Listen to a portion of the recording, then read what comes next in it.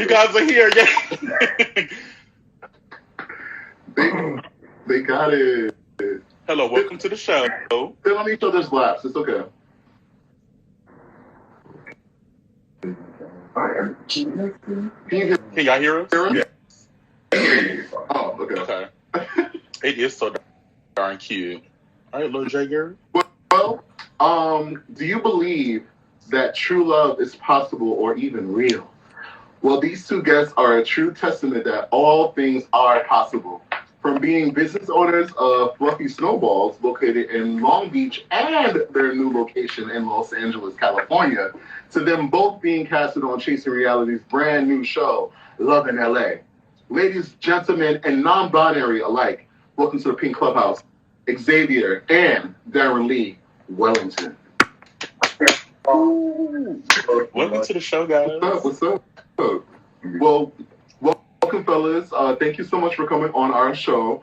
You've had a pretty busy weekend. I know it was your birthday, but also with your new LA opening. But first, tell us a little bit about yourselves and how you both met. Hello, everyone. My name is Xzavier Christoph. I'm originally from New Orleans. I moved here to California as a result of Hurricane Katrina in 2005. And I slowly started to build my life. I ascended to the role of Vice President of Operations for U.S. Foods. Did it again with a cannabis company. And during the 2020 pandemic, I stepped out on faith, and what I thought was a 16-year dream deferred, I decided to start my own company, and it turned out to be a destiny fulfilled. And I met my husband on a dating app. Okay. What dating app? Right. Jack. Okay. That seems to be the choice of app for y'all loving LA people. Because Thomas and Casey met on Jack as well. They told us last week. It all happened, but I'll let him introduce himself. Yes, so, hi everybody. So, I am Darren Lee-Wellington. So, I'm originally from Belize. So, I moved here during the end of my senior year of high school. So, I was about 17 and a half. Did about 13 and a half years in the Army. After that, I made a strategic decision to leave the military and transition to the aerospace industry where I'm currently at. So, I work for a couple of different aerospace industry companies right now. And of course, co-owner of Fluffy Snowball. And yeah, met my husband on the wonderful Jack app. Love is possible in Jack. Listen, it is possible anywhere. I gotta get on. So in 2022, you guys had a grand Sacred Saint Amour themed wedding, which means sacred love, where you topped the night amongst a host of family and friends. Before meeting, did you ever think finding true love in marriage would happen for you? And what's next for the Lee-Wellingtons? Perhaps starting a family? So I'll take the first part of that. When I met my husband, I was dating about 7 people, and across the country, and one person internationally. But I was hoping to find love. I had been in therapy, working on myself for about 10 months prior to meeting him. So I just knew that I was doing the work to make sure that whoever came along, which is why I was dating several people, I wanted to make sure I was ready and that I had worked with and dealt with whatever I needed to deal with in order to be a great partner to someone. And as I was dating those 7 people, I was basically observing the red flags. And I know what I had been in prior to my husband. And I was like, I never, ever want to experience that type of situation again. And so when the people I would date, they were exhibit certain red flags, I was just automatically cutting them off. To me, they were non-negotiable. And as they always say, the cream rises to the top. And one of the most striking things about my husband is not just his physical stature, but his character. I mean, he just was such a decent human being. And it started slow. I took my friends and family, we went on a trip to Europe and came back, and that's when things started to move a little bit more aggressively. I mean, other people were just kind of like, I was kind of putting him aside, but I saw something in him that I had never seen in any other partner, man, or even human being. Right. So I will say for me, when I met Chev, actually, I was looking for a partner. So I was actually at a point in my life where I was tired of dating. I was tired of the BS that I was dealing with house relationships. I had dealt with a lot of relationships where the guys I dealt with were DL. A lot of them were very uncomfortable in their own skin, and I had dealt with it for a long time. And I really wanted somebody that was comfortable in their skin. And so when I met him, the first time that we actually met up in person, we sat down, we had pizza in an open environment, and he kissed me. And for me, that kind of solidified everything for me because I wanted somebody that was very comfortable in their skin. And so when he did that, it gave me everything that I needed, and I knew right there and then that he was one. I actually told him right there and then, actually. And sealed it with a kiss. Yes. And we loved it. And another thing with what I loved about meeting him was that he was completely transparent about all 7 people that he was dating. So he laid his cards on the table right there and then the first day. So there was really nothing for me to discover beyond that. And I felt like, for one, I've never had that in a relationship with meeting anybody. So just getting that type of transparency, it meant the world to me. One of the benefits of going through therapy is you really have a chance to really dig deep and get to the granular level of whatever your personal struggles are, your insecurities are, your needs, your desires, your wants, and even some of the trauma that you may have experienced in life. And when I met Darren, I was just at a place where I don't want to wholly say self-actualized, but I was on that journey. So when I met him, it was easy for me to just lay all my cards on the table because I didn't need to impress you. I knew what I liked, I knew what I didn't like, I knew what I wanted, I knew what I didn't want. But it wasn't from an arrogant perspective. It wasn't like, oh, this is who I am, take me or leave me. It was like, I've done the work, I know who I am, I know I don't like green peas. No matter how you sugarcoat these green peas, I will never like green peas. And to some people, I think it can be perceived as I was trying to turn him off. But really, I just wanted him to understand, I'm going to give you the option of knowing the man that I am and the work that I know who I am and what I bring to the table. And he was like, at the end of the date, right before I kissed him, he's like, I will marry you. And I'm like, Negro, please, I just got to smash. That is so cute. I think that's the great thing about therapy too, right? Because you start to become more honest, and I think that some people don't understand. Like for me, I feel like people don't understand that honesty because you kind of reveal yourself in a way, especially to a stranger, that it's just like there's no point of hiding anything else. You know what I mean? Like. And I think that when you're that honest, that's how you really find your person, like how you found. So that's beautiful. Darren, in 2020, you surprised Xzavier with the proposal for his birthday and stated in your speech that you said the first day you met him, you told him you would marry him, which you guys said. What was it about Xzavier that said to you he was the one? And Xzavier, what was it about Darren that made you say yes to the proposal, and that you were okay with kind of like hearing on the first date that someone would want to marry you? Because some people, would be like, oh, I don't know about this guy. But what made you say yeah? Yes, but for me, I know exactly what the reason was why I knew that he was the one, actually. So, like I said, I've dated quite a bit before I met my husband, and Kim is the first person that I've ever dated that's actually seen me. And when I say seen, I mean beyond the physical. Everybody that I've ever dated has only really looked at the physical, whether it's, oh, you might have a fat ass or a big piece or your face or your body. That's all I've ever gotten. He's the first individual that looked beyond that and actually made me feel whole, honestly. He's actually the first individual and the only individual that's actually allowed me to fall in love with myself. Before meeting him, I had major insecurities. I had major body insecurities. And he actually, the first time he met, when I hit him up, he replied with one word, which was stunning, and it threw me for a complete loop. It wasn't about, oh, let me get a dick pic or something like that. It was just that one simple word that meant the world to me. So when I met him, and the conversation just kept going, he actually saw me. He actually saw how beautiful I was on the inside. He reminded me about that as well, too.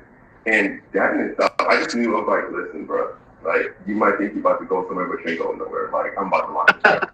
So it was for me at that point. And leading up to our engagement, Darren and I had, I vetted Darren very, very stringently. You know, together. I won't deny I was reeling from a lot of insecurities and side effects from a prior relationship, and that was very scarring for me.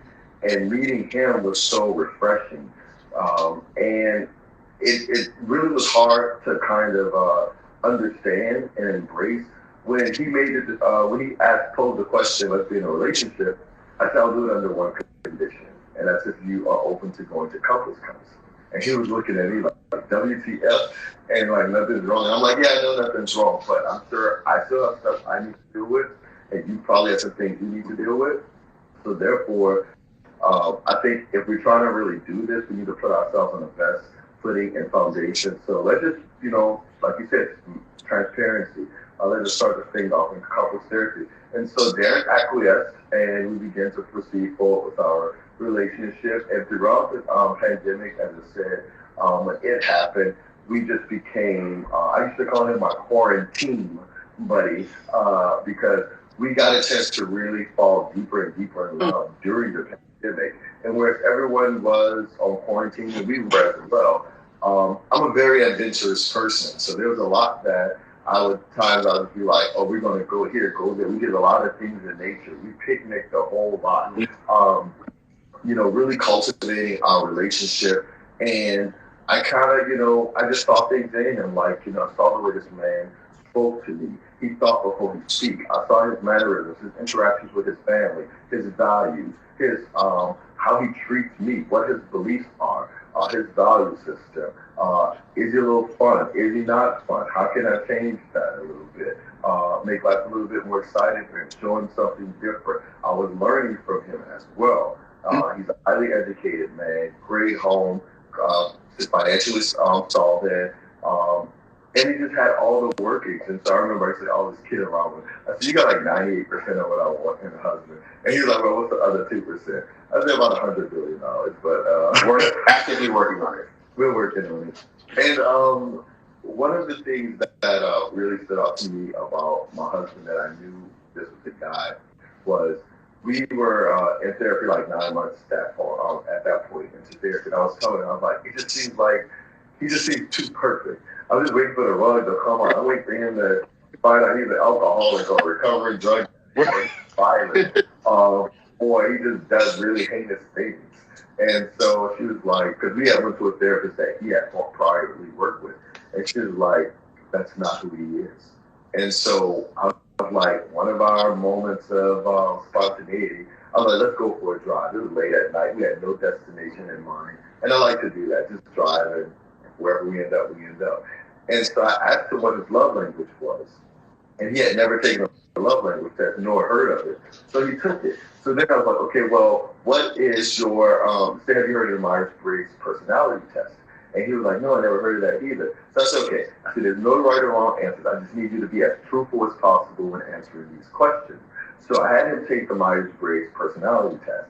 The test results came back that he was INTJ, I am ENTJ. INTJ and ENTJ are virtually identical. However, one is a little bit more extroverted, which is me, and Darren is more introverted. But it was saying you could be a powerhouse of a couple, have a dynamic relationship, you work well together. And then in that moment, it was like I had an aha moment. And I was like, that's why it's working. And from that moment, I was to allay any anxiety and relieve any concerns or hesitation about this man and moving forward in my life. And when the proposal came around, it was a no-brainer. I mean, most people have to pick between an 80-20 rule. I have to pick between a 95-5 rule. So you found your person. That's why everything seems so perfect. God willing. Darren, you are Belizean, and Xzavier, you are from New Orleans. Since being married and becoming one, how has it been merging together your family and friends that love and support you? They're both crazy. Interesting. So, Darren is my dream man. Like, when I say my dream man, before I met him, I had a vision board. I still have it to this day. And everything, ideally, I always wanted and desired in a partner, from physicality to all the intangibles. this man embodies. And I wanted to date a black man who may not have been from America, which ironically he wasn't. So Darren has a lot of belief systems that are new to me. And some of them I don't like to judge. I'll say that I'm very open to learning, very open to understanding. Whereas my family in New Orleans is very loud, gregarious, loving, wild, energetic. And his parents, his family's like, you could say boring. Very boring, to say the least.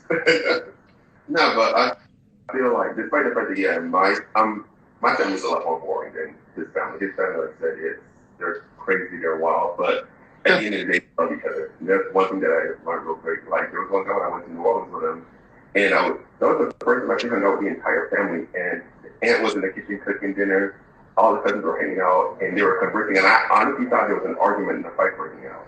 And I'm sitting there in the middle of this, like, what in the hell is going on? Black families, we just talk passionately loud. And I'm like, these people are about to start fighting, and I'm looking like crazy. This is just a normal conversation. But what I realized was that that's just how they communicate, and there's nothing but love there. And I love that. So I kind of fell in love with that style of communication. But back to your question, merging our two families has not been that hard, actually. It's actually been pretty seamless because despite the fact that I'm believing that he's from New Orleans, there's a lot of similarities. There's a lot of similarities, and the cultures kind of cross each other. There's a lot of things that New Orleans do that's exactly the same things that Belizeans do, just in a different way. I keep telling him the food that they eat in New Orleans, it might not be as spicy and Cajun style as Belize. I get the same exact food. The cultures are a lot alike. So for me, at least, it's been easy for me to just assimilate into that. He's still working in the Belizean side. There are certain parts. I'm very from Belize. So I'm from southern Belize, African heritage and everything. So there's still aspects of that he's still kind of getting to understand. But the one thing I will say, the one time that I did take him to Belize, and he was kind of tossed into that, which was kind of crazy. He was tossed into some stuff, and he was very receptive. He was not judgmental. He sat there, he took it in, he listened. Like a religious culture. It was religious. I had a chance to experience. Honestly, it was like dealing with the ancestral spirits and stuff like that. And so he was very open to it. He was there. He was present.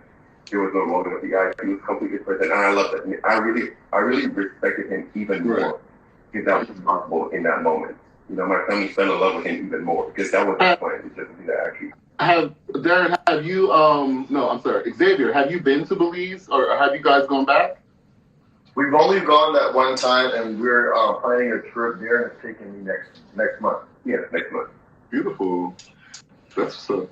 Before we move on, Xzavier, I have to tell you, I watched you guys the proposal video, and your cousin, I think she said that y'all are like siblings. Yeah, maybe she was a key. I enjoyed her so much. Of course. Yeah, she came to help me out with the store. Customers fell in love with her. She is one of the most wisest, funniest, strongest. She's an Aries, forthcoming woman. I know. I love her. I adore her. She's raised all three of her girls who are in school doing great things by herself. She's a great mother, always has been. She really is my shining star. Right. And if y'all haven't seen, they have a few videos online of their wedding and their engagement. And I saw some last night too, by the way. So I thought that it was really nice to see y'all coming together. But it was amazing. Go back just for a little bit. Xzavier, you moved to California in 2005 when Katrina hit the city of New Orleans. Or New Orleans, how you say that, and soon after, you had the idea to become an entrepreneur and founded Fluffy Snowballs, with your first location in Long Beach and now a second in Los Angeles, along with Darren as the co-founder. What gave you this idea, and what sets Fluffy Snowballs apart from other snow cones? And there are people saying that they're going to visit it when they come, by the way. I don't know if y'all saw. But, yeah, what made you have this idea for Fluffy Snowballs? You have to pay attention to life. When I came here with nothing. No parents, no family. left my family during the height of the storm. My paternal grandmother was missing. My maternal grandfather was missing. I drove straight to the Red Cross. Said, my name is Kevin Lee. I need food, shelter, and clothing. They put me in a shelter. I used that $1,000 that they had given me on a gift card to buy shirts, suits, and so I knew I had an interview. And as I said, I was depressed, but I've always loved snowballs because snowballs permeate the New Orleans culture. A snowball is a shaved ice confection topped with really great flavors, and the flavors are endless in terms of how you can kind of create them. And the texture of the ice is, here at our restaurant, the texture of the ice is identical to real snow. So you would literally think you're eating real snow flavors on it. And we've also reinvented the snowball by creating a voodoo snowball, which has smoke coming out of it. We've had an array of flavors. We introduced a black snowball that isn't licorice. We also have done so many unique things where we're reinventing the snowball. So when I wanted to create that company, it just was a thought at that time. But I just wanted to survive. I was trying to survive. I was here in California trying to figure out how I'm going to make it. And then I had a college degree. I was enrolled in graduate school for my MBA with a concentration at organizational leadership. And I just kind of focused on my corporate career. And I was working with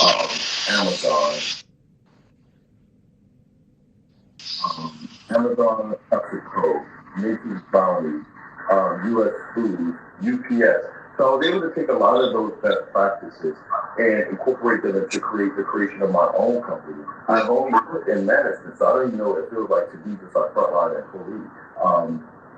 And so, as I grew and I grew within my career, and when corporate America, when COVID happened, it was like, yeah, this is what I want to do. And it's interesting that you realize that once you pay attention to your life and you're a student of your life kind of unfolds. Interesting, that first thought I had when I came to California was now the kind of company I will create such a successful company that's engaged the community, that's uplifting our community, that's creating opportunities for Black and brown kids, and also being able to financially put our money where our mouth is in terms of public engagement and outreach.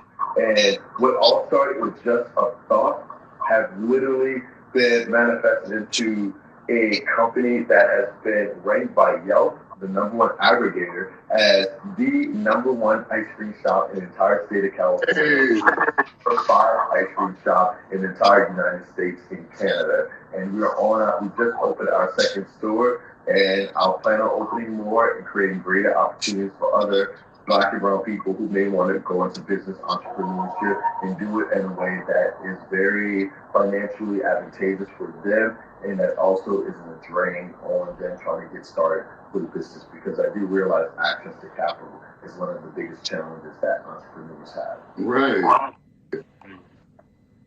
And congratulations. I didn't even know that was something you can get. I was just doing a great job. It's so important to me that I pour my heart into this company and do well. And that's all I wanted to do, is every day go in and be consistent, give great service, great quality, and a phenomenal tasting snowball. And, the second store is truly, and I stated this at the grand opening, is dedicated to my husband.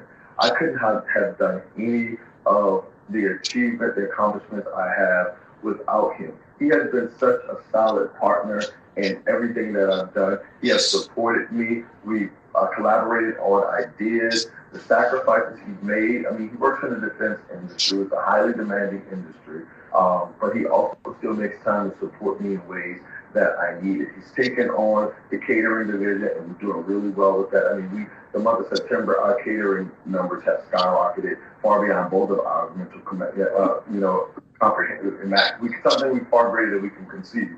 And so I owe my second company is dedicated to my husband. That's amazing. Well, listen, you guys deserve all of the accolades and the honors when it comes to your business, because I can tell that you guys definitely it's not about any of that. It's about putting your heart and soul into it. And I could definitely see that you're passionate about it. So I love it. Thank you. Now, you guys have been casted along with 4 other couples on Chasing Reality's new show, Love in LA. With all that we see on reality TV and how relationships can be dismantled, why reality TV?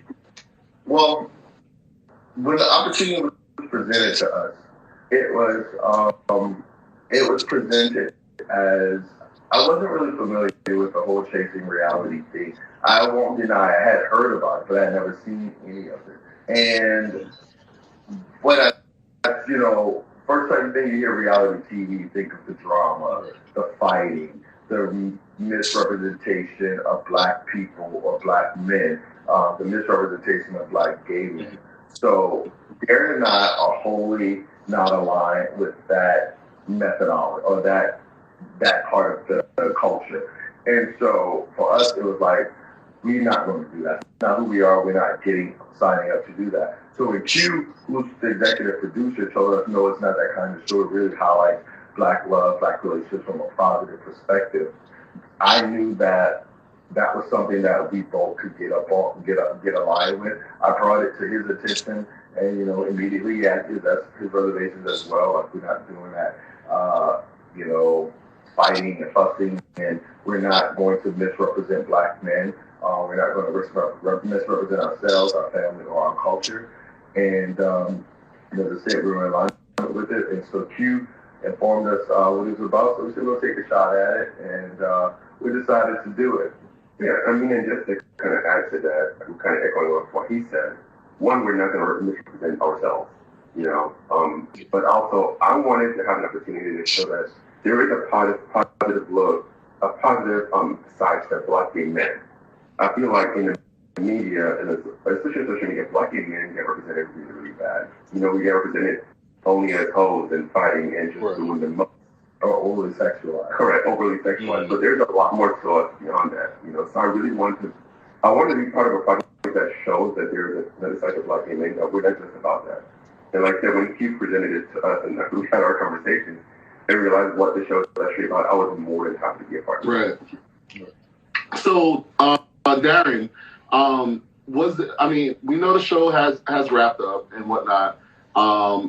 Are there any moments that you can say that you will look back on and you're kind of, oh no, I don't want to see that come up again? Honestly, for me, no. Okay. No, not for me. I don't know how much you guys know about this show, but so we know a lot. I'm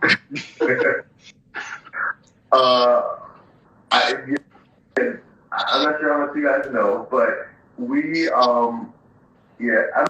don't think us particularly have had moments where it's like cringe worthy. I understand. I don't think, because he wants to know, like, what do we regret? We haven't had cringe worthy moments. Been the regret. But through some of the editing, it does seem like there's, something there. Listen, all I say is just watch the show. Definitely. Right. Well, let me ask this. This is off the record. We brought authenticity to the show. Let me ask this quick question, and this is not even in our notes. But was there a moment on set or filming where you was like, "Is this really happening right now? Like, are they really doing this? Like, was there any shock to anything that happened?" For me, I would say for both of us, no, because I'm not sure what the full scope of the show is, but we don't really have those moments. Yeah, at least the moments where we were filming with the crew or ourselves. The scenes that we were in. Yeah. Okay. Yeah. He's trying to be messy. Well, let me ask this. While filming on the show along with the other couples, what are some things that you learned and possibly could take away from them or the show?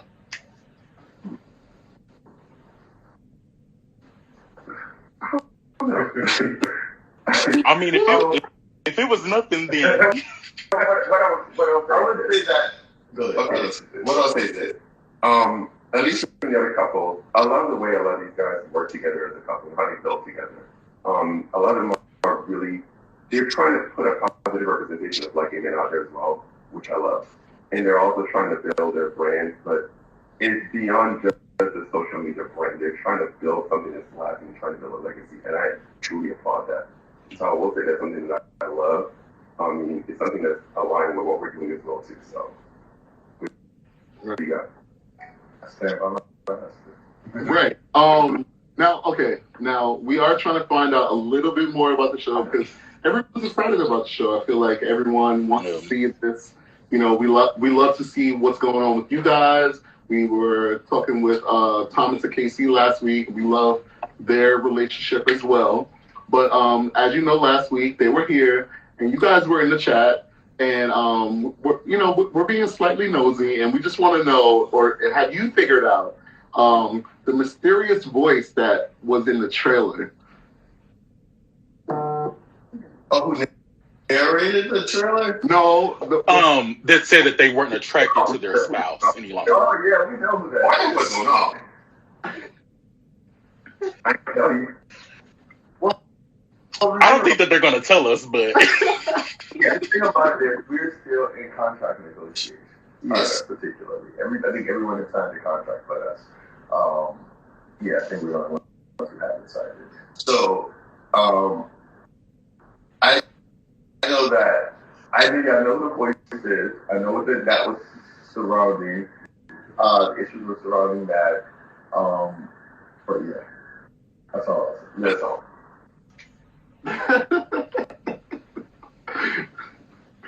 Oh boy. So now that the trailer has premiered and we're waiting for the first episode to drop, what's next for you guys in the cast of Love Vanilla? So we're in contract negotiations.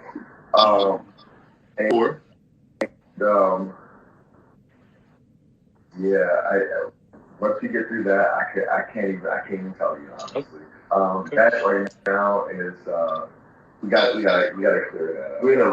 We have to get that lane flat first. Yeah. Well, I'll say this, and I think we said it to Thomas and Casey. I could definitely see y'all with a spinoff, like I think the Lee-Wellingtons. I could definitely see that because y'all seem very, very positive, like very, very positive people. And with the direction of the show that it's supposed to go in, I could definitely see you guys, stepping outside of that and having your own show. I think one of the things that why I am of the opinion that it would be advantageous for Darren and I to be on television, whether it's major network or not, is there's a level of authenticity, sincerity, and service that we have in our lives and in our relationship that I feel needs to be out there. Right. I know on social media people have a tendency of curating whatever images they want to curate and things like that. What you see with us is all genuine, all real. From our businesses to our love, to our family dynamic, to the things we do in the community. I mean, we have credentials and receipts to back these things up. And I think that for the younger generation that is coming up and who is aspiring to have love and have a meaningful relationship, they need to see that. And it doesn't exist. Does Darren and I disagree upon everything? No. But we're respectful when we disagree. We think before we speak. We don't hit below the belt. We're partners. When I went, he went. When he went, I went. We talk things through. We communicate effectively. And I think that's one of the things that needs to be spotlighted, that as men, as black men, and as particularly as black gay men, you don't have to use pejoratives to get your point across. You don't have to hit below the belt to get your point across. You don't have to use physical violence to get your point across. And then, once again, this is my partner, my husband. There's no secrets. I was telling someone the other day, if someone came to my husband and said, I saw you, say you and I went to a hotel room. So I said, I saw Xzavier, some man walking in the hotel room, and went back and told my husband. My husband asked me, and I was like, yeah, that was true. And he said, well, and someone said, they, trying to paint the picture as if we had an affair or something. We have so much trust and openness between each other. Mm-hmm. He knew that wouldn't be true, because if something happened, I would take ownership and say what it was, what it wasn't. We have love, we have trust, and as I said, it's all authentic. So I think that something like that needs to be shown, and how as men, dealing with the different nuances within my personality, because I'm very like A type personality, very high energy, very much, in your face and go getter. And Darren is very reserved. He's kind of, like I said, very much me, but the opposite of me, and more zenful, more or less think things through. I mean, people look at him and think of his stature 6'5", beautiful brown complexion, think he probably gonna break through the half. And I'm probably the one that probably fall first. Right. Now, speaking of what we see on TV and whatnot, and you can answer this if you want to or not, but are you guys like a monogamous relationship, or is it okay? So yeah, I'm happy that that's going to be shown. 100%, we are 100%. Yeah, because there's this thing now where everybody, no disrespect to anyone, Right, but everybody open. They got the front, the back door open, the windows up. And again, no disrespect to anybody. right. So you guys being monogamous would be dope. I just think for us, it works being in a monogamous relationship. Absolutely. I've been a playboy. I've gallivanted all across the world, from Africa to Europe to Canada, the United States, to Central America. It's so important for me and my husband and my home to be united. Not just that, we do understand that with the growing of our company's brand, with the both of our image and reputations are growing. Then you have social media, and you have people who are looking at you from various countries. And as I said, as a couple, you decide to spice it up. How do you choose to spice it up? But I think for us, it works better for us to just be monogamous. And either not just that, who has the time? And I mean, And the two companies. I also feel like when it comes to that too, it helps to protect your energy as well. Everybody should have access to your energy. And again, I mean, I'm not going to knock what anybody does. Whatever they do, that's their personal business. Oh, I don't knock that off. You know what I'm saying? They're adults. They can do whatever they want to do. I don't care. It can be fun. But I know when it comes to our marriage, it's about protecting this union and protecting our energy. And everybody should have access to that. Everybody should have access to the inside of your household. Right. Or to us. I'm very protective of my union with my husband. I'm extremely protective of him when it comes to him. And to go back to one of your previous questions, nobody can come to me and tell me what my husband did when I'm not around. Because I know who my husband is, okay? I know everything about this dude. And vice versa. Correct. I know what his personality is like. I know what he does. And there's nobody can come to me, and I won't allow anybody to come to me and tell me anything about my husband. I don't open that door to that at all. Neither one. That's not an option. So we just try we protect our union. We protect it. Well, the theme was befitting that you guys had for your wedding. I can definitely tell For you. living my life, I wouldn't think it was real. Like, when I tell you, man, that I give gratitude throughout the day. Well, we give gratitude throughout the day. Like, one of the biggest things that I've learned about being married is now that, like, changes that happens with being married is when I pray, I don't no longer pray. It's not my prayers. I pray for us. I'm always inclusive of us. And, life for me has not been a crystal staircase, especially in the areas of love. But prior to meeting my husband, I felt like I hit the rock bottom of love. And when you hit the rock bottom, only thing you got to do is keep on praying, keep on believing, keep on doing the work. And I manifest through my actions, through my behavior, through believing in something greater than myself. This man has arrived to me. And I don't take him for granted. We touch base with each other all the time, just to kind of check in, see how you feel, and see what thoughts and emotions on your mind. I worry when he's not in my presence. When he's around me, I want him under me. And even necessarily that he has to be under me, as long as we're in the same house or same vicinity. Like, even when we're at the store, I may be up in the front, interacting with customers, talking, I'm in the back, working and doing something. It just feels good to know that he's close by. And I've never had that type of love and security. And one of the things I've said in my marriage vow was that he was always so sure and so sure of me. And I've never ever been loved so so securely in my life, not even from my own parents. When you have someone that pushes you like that, and it pushes you for the better of not just you, but as a us, as a we, that's a beautiful thing. And some people do take that for granted. So I appreciate that's going to be shown on TV, you know, like, yeah.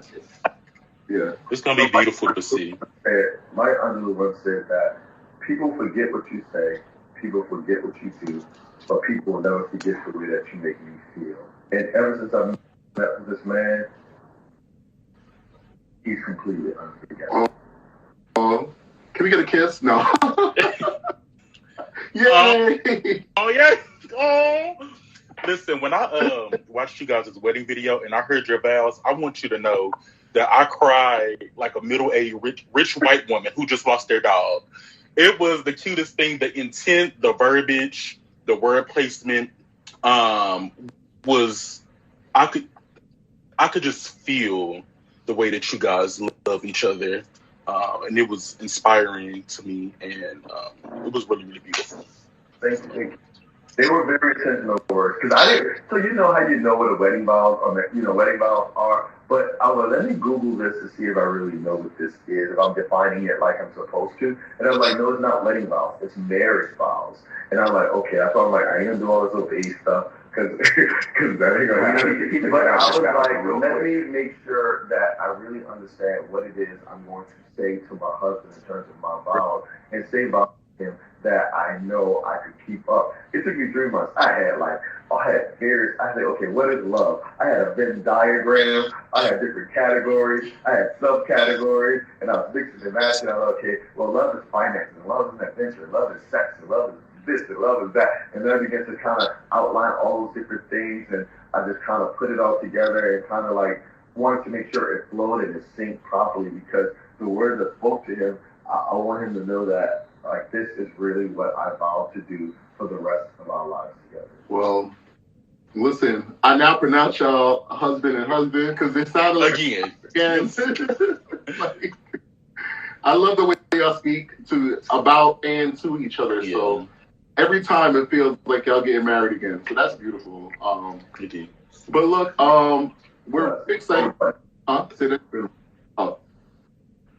We're very excited to see what you guys are doing next. And thank y'all definitely for pulling up to the Pink Clubhouse. Can you tell us a little bit more of what's next for y'all, the Lee-Wellingtons?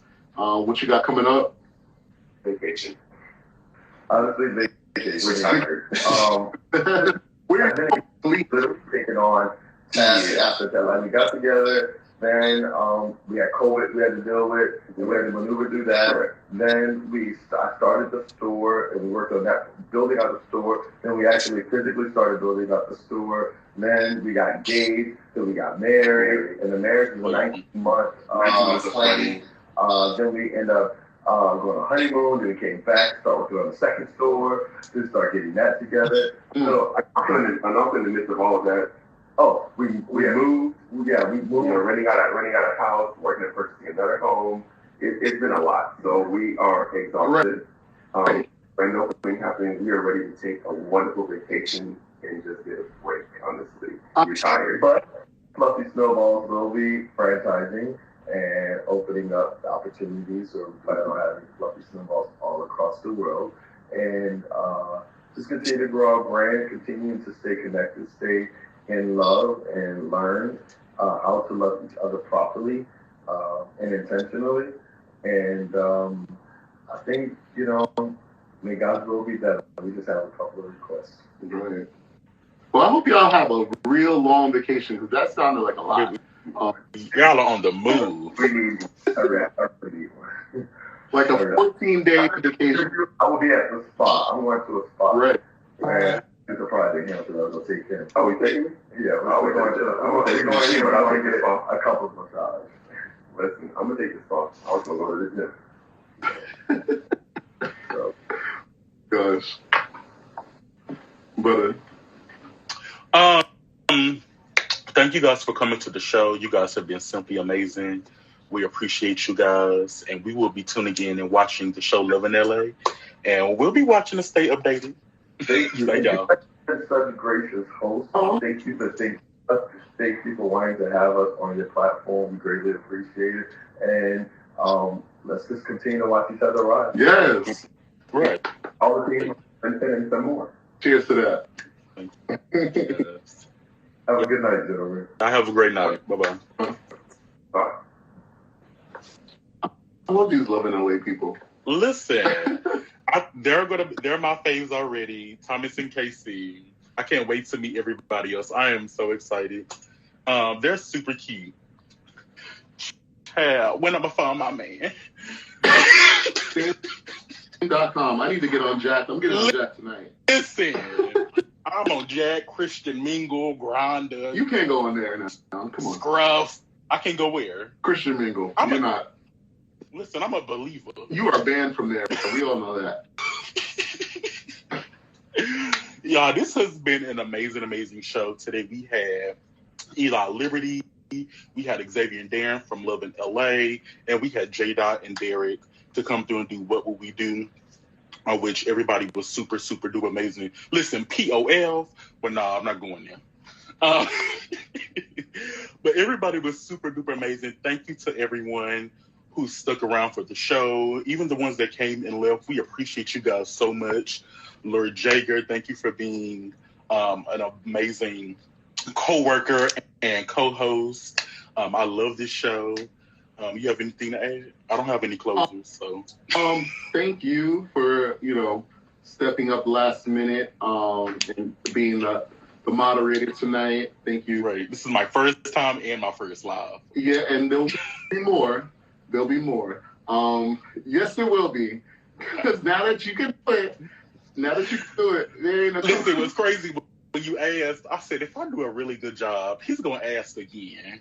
Well, why not? No, it's fine. This is a team effort, and we are really, a lot of people don't know, but we've really cultivated a lot to do with the show, and, we've never really told the story, but, that's for one day in the future, once we're in Revolt and all these kind of things. So, we're speaking things into existence. We have a lot to go and a lot to grow, and, we want the Pink Clubhouse to be around forever.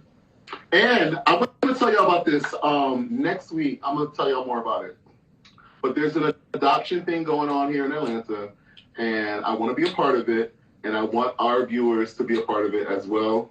So I'm going to announce it next week. It's about adopting a child for Christmas and getting them some gifts. So we'll talk about it very, very, very soon. Well, next week. And I'm excited. All right, y'all.